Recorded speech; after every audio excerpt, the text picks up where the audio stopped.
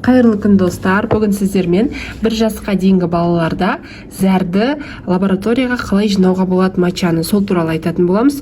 Ол үшін бізге мынадай аптекадан одноразовый зәр шығаруға арналған 1 жасқа дейінгі балаларға деп осындай сұрасаңыздар, мынадай әдісін береді. Мына жерде миллилитрлар жазылып тұрады. Содан кейін оны аласыздар да, сосын мынау бетінде жабысып тұратын мынадай ленточкасы болады. Соны ақырындап былай аласыздар. Бұл жер жабысқақ болып саналады. Содан кейін оны алып, мынау баланың зәр шығаратын жері бар ғой, ұл балалар болса ұл балаларға, қыз балалар болса қыз балаларға. Негізі бұның түрлері болады, ұлдарға арналған, қыздарға арналған және нейтральный деп бөледі. Сол нейтральный түрін алсаңыздар да болады. Сұрасаңыздар, қайсысы бар, соны алып, мынау зәр шығару жүйесіне былай жабыстырып қоясыздар. Сыртынан памперсін кигізіп қоюға болады. Содан кейін зәр жиналған соң, мынаны ақырындап аласыздар.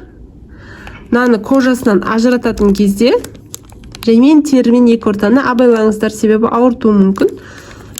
Ауыртып алмас үшін жаймен деп аласыздар. Одан кейін мына көрдіңіздер, в норме зәрді минимум 10 мл болу керек.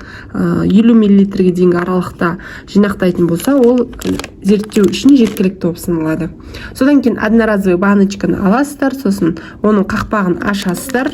Одан кейін жинақталған зәрді ұшынан былай қайшымен қиып жібересіздер.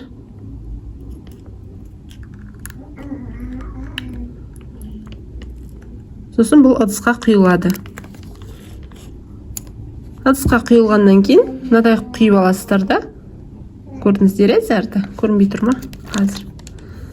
Мынадай қылып зәрді жинақтап аласыздар да, қақпағын жауып, 2 сағаттың ішінде лабораторияға апару керек.